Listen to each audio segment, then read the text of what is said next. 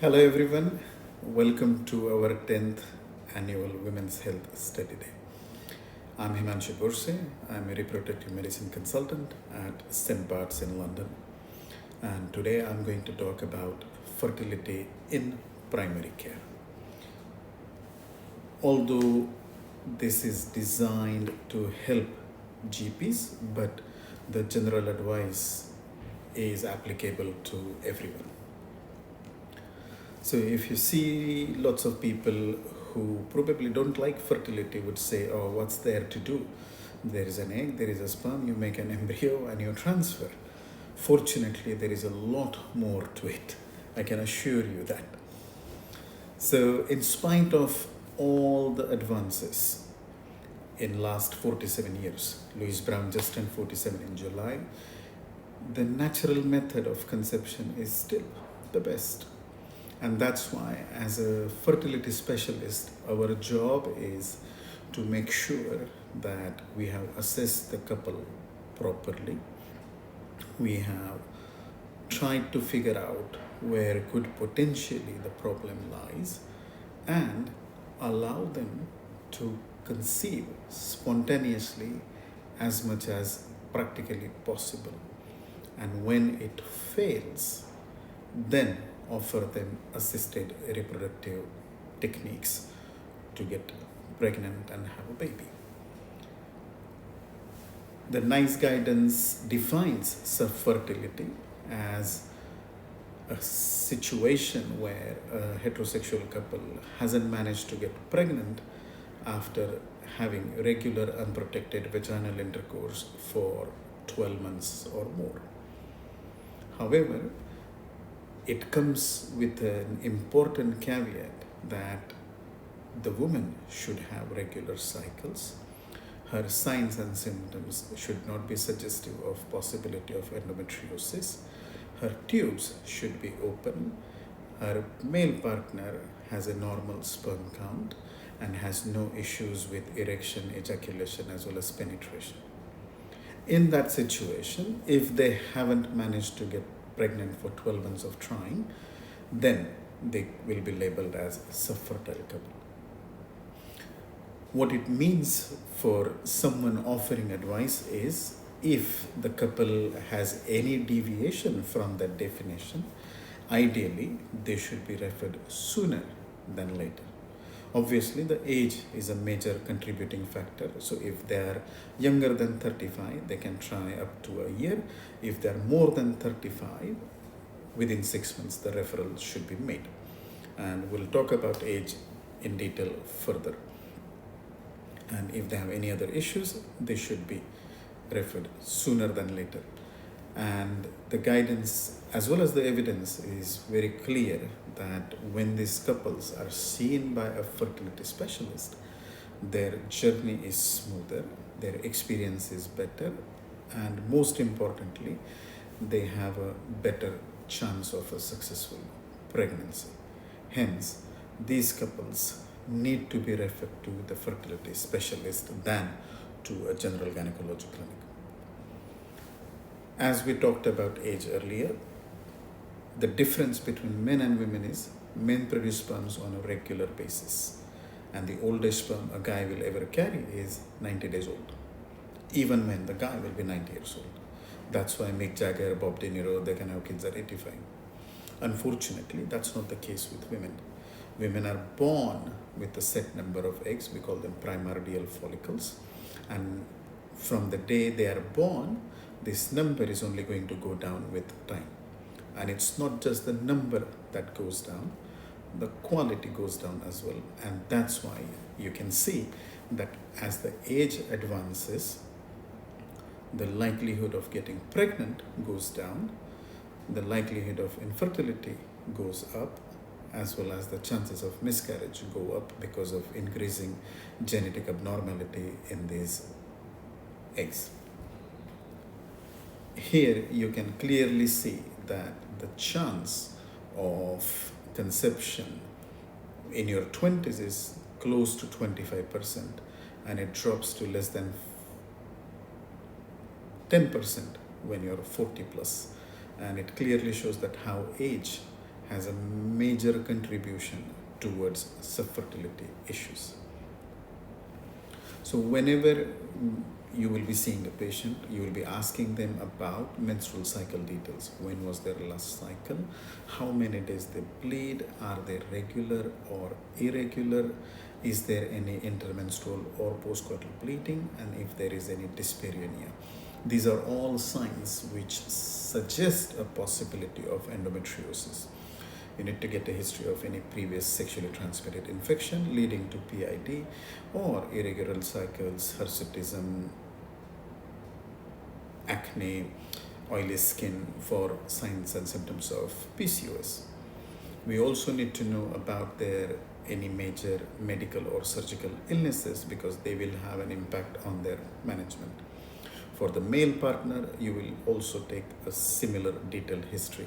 If they have fathered any pregnancies before, do they smoke, what's their BMI, and if they have any major medical or surgical issues.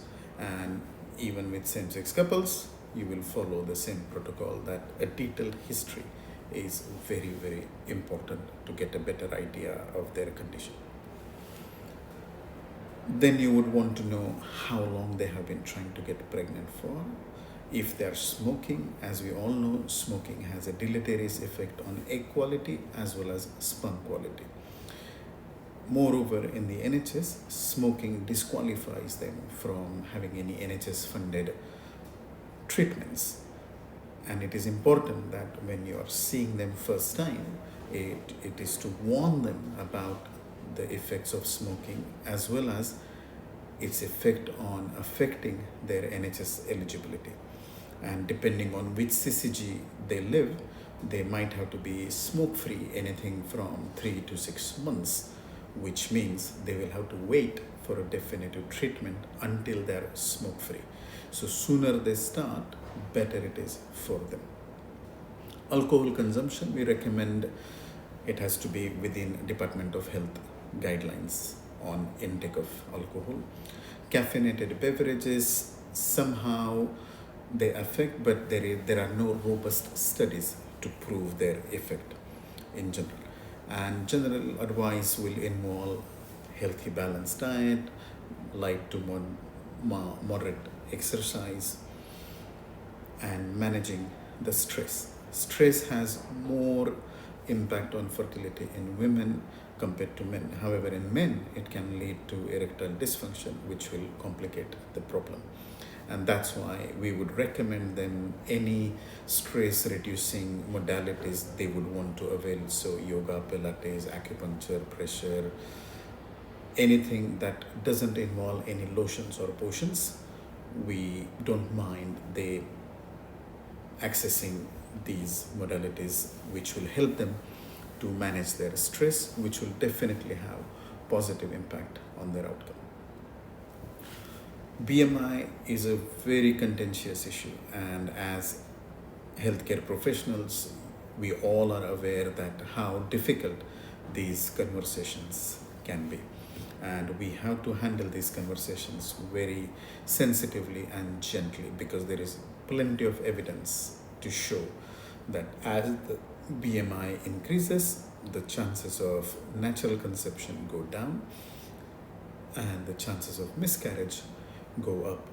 Moreover, in the NHS, if their BMI is over 30, they are not offered any assisted reproductive techniques for definitive treatment. That's why whenever you will see them for the first time, you have to sensitively handle the topic and explain them that they need to reduce the BMI, not just because they can have treatment, but they actually may not need treatment. And should they need treatment, this reduction in BMI will definitely have positive impact on their fertility. Even in private IVF clinics, the upper limit of BMI is 35. So if their BMI is over 35, it is going to be very difficult for them even to get a self-funded treatment. And I always tell them that it is not about the treatment as such, because at the end of the day, we all want them to go home with the baby. And higher their BMI is, lesser are their chances of doing the same. And that's why it is very important that they take proactive approaches, seek professional help like seeing a dietitian to work on their BMI, because it has definitely positive impact on their fertility. Currently, Manjaro is in the news. You must have heard about it, and obviously it has got its pros and cons, and they should seek professional help before starting those treatments. And if they are on Manjaro, we want them to wean it off for at least 3 months before trying to get pregnant, because we still don't know if Manjaro has any effect on early embryo development, or what is the long-term implications of women conceiving while on Manjaro. This is another interesting question they would ask: what is the right frequency of having sexual intercourse? And we all know that majority of people or couples we are seeing, they're working couples. You have got work-related stress, some personal issues, and then it is not always possible to maintain the right frequency. Sometimes women are following the apps, but unfortunately the ovaries don't read that app. So even though the app is suggesting a tentative date for ovulation, ovaries don't always ovulate at a very specific time, and the time will be varying couple of days before or after. And contrary to the popular belief that you ovulate at day 14, you tend to ovulate somewhere around day 16. And that's why my general advice for them is, when their bleeding stops, they should start having regular intercourse roughly every 48 to 72 hours for multiple reasons. One is, by doing that, they don't have to worry about when they ovulate. Secondly, for women it's okay, but for men it's a pressure of performance. So for whatever reason, if the guy cannot perform, it puts unnecessary stress on them. So by keeping this interval, they don't feel pressured. Thirdly, by making sure this interval, they are having a constant supply of mature sperms, which will actually do their jobs. And most importantly, that we don't want them to lose the recreational part of intercourse and just focus on the procreational part. And that's why our general advice is, once the period finishes, intercourse every 40 to 72 hours until the next period starts. Here you can see that they have a good 7 days window to get pregnant. So it doesn't have to happen like the app says, if you're going to ovulate tonight, now. So the egg is viable for about 36 hours in the female genital tract, and the sperm is viable for almost up to 72 hours. So they have a good 7 days window to get pregnant: 3 days before ovulation, day of ovulation, and 3 days after. So if they have intercourse every 48 hours, they would have had intercourse 5 times in the most effective period. If they are having intercourse every 72 hours, they would still have had intercourse 3 times in the most effective period, which will definitely improve their chances of natural conception in absence of any other issues. The initial workup. For men, it's pretty simple. For women, it's a little bit complex, and we'll talk about it in a minute. So for women, we require AMH blood test, which is anti-Mullerian hormone test. And this hormone comes from the primordial follicles, and it gives us much reliable idea about their ovarian result. However, one needs to be very careful in explaining the result, because AMH has no impact or no reliability in predicting a successful pregnancy.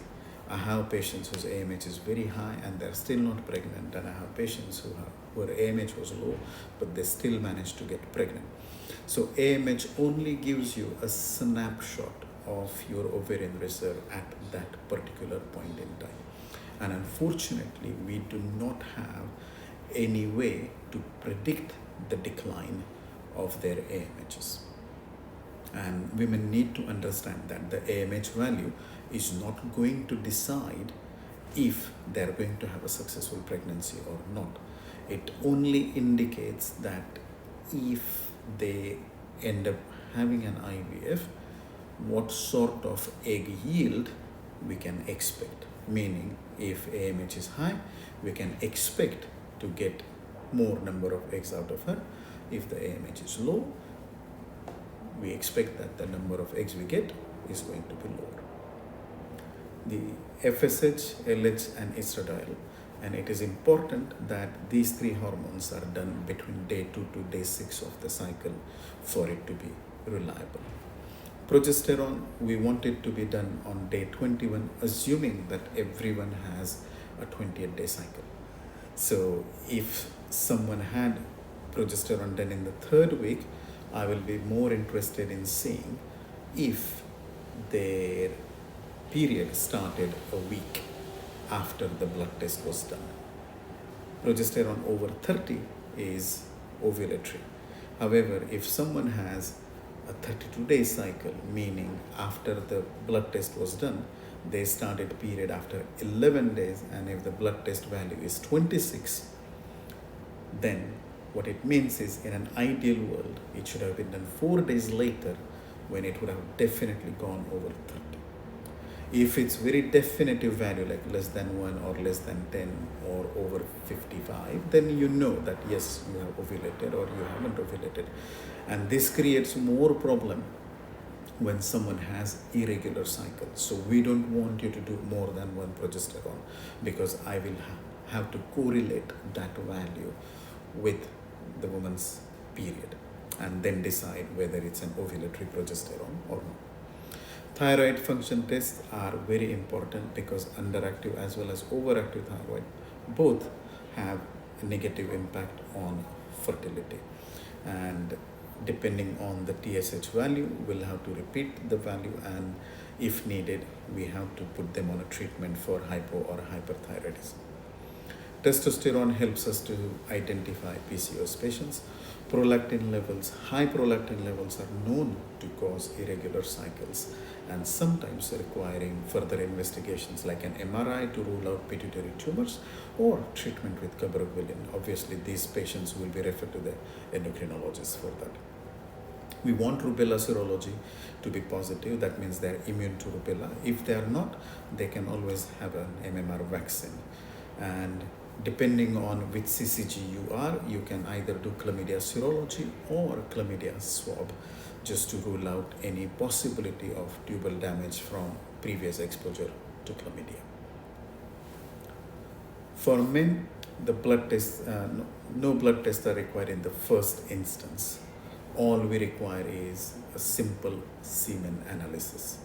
And based on that, if the semen analysis is normal according to the WHO criteria, so the sperm concentration, and here I have seen that sometimes people made a confusion between sperm concentration and the total sperm count. So for us, sperm concentration is very important, and according to the WHO criteria, the lower limit of normal is 15 million per ml of semen. If it is between 10 to 15 million, it is called mild oligospermia.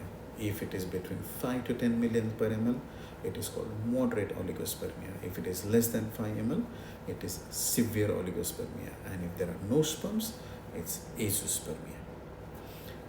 The motility, again, depending on which labs you use, they will either give progressive and non-progressive, or sometimes they will divide it into 4 categories as A, rapid progressive, B, slow progressive, C, non-progressive, that means the sperm tail is just twitching but it's not getting anywhere, and D, it's immotile.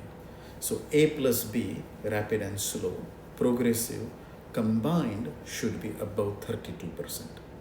If it is less than that, it is called asthenospermia. And the normal forms should be 4% or more. If it is less than 4%, it's called teratozoospermia.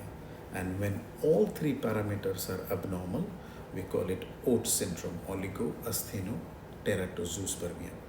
So if a sample is abnormal in the first instance, we would like to repeat it. And depending on that, if the abnormality is mild, you can wait for up to 3 months, because a spermatogenesis cycle is about 90 days. So you want to make sure that you have chosen a new cohort to have a better reflection of the result. Although if the abnormality is severe, then within 4 weeks should be fine.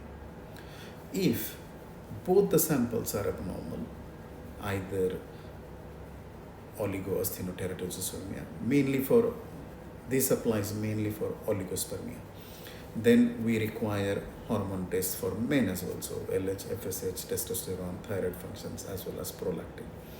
And in cases of severe oligospermia, that is less than 5 million per ml, or azoospermia, no sperms, we do further genetic tests, doing karyotype to make sure it's a normal male karyotype, cystic fibrosis mutation, and Y chromosome microdeletion, to get a better idea. But sometimes all the investigations come back as normal, and it becomes very difficult for us to find out exactly why they are having severe oligospermia or azoospermia. And then we have to arrange ultrasound scan for their testes and get them seen by the andrologist, and then we decide whether they need surgical sperm recovery with us or with andrologist with microdissection. So we offer one-stop clinic where we try and see patients and scan them at the same time. We do offer 3D scans. We offer medical management of fertility, surgical management, IVF, and psychosexual issue management as well. So 3D scan, the surgery in these patients has 3 purposes. One is primary treatment for subfertility, like if someone had tubal cysts or ovarian cysts, tubal blockages, we can try and operate on the tubes, offer them tubal surgeries. Surgery to enhance IVF outcomes, such as polyps removal or submucous fibroid removal or endometrioma removal, and surgery for fertility preservation. The scanning has an amazing impact on management of these patients, and 3D scans are really good at finding out Mullerian anomalies and other issues very easily, minimizing the need for MRI for these patients. And here you can see on the left side, it's a normal uterine cavity. On the right side, you can see the Mirena coil, it's in the right place. Here you can see on left a submucous fibroid. On the right, you can see a septate uterus. This is another submucous fibroid on the left. On the right, you can see a bicornuate uterus where you can see clearly 2 horns, which are not very easy to differentiate on just 2D scan. And as I said before as well, that as a fertility specialist, each one of us job is to make sure that patients are assessed properly, counseled properly, and offered every opportunity so they can conceive spontaneously. Because people need to appreciate that IVF is still an intervention, and irrespective of all the factors, the success can be still limited or compromised for various reasons, known as well as not known. And here is the picture. When I saw it first time, I almost cried, because this is the amount of injections this woman had to go through to reach that outcome. And you can see that it is an intervention and it has an inherent risk of not working. And that's why we like to use it only when all our efforts or all our management for that couple to conceive spontaneously have not been successful, or in certain cases like male factor, there is no other option. And that's why people need to be appreciative of this fact that IVF does not promise you a baby. It is like any other treatment, it is just part of a bigger picture. Thank you very much.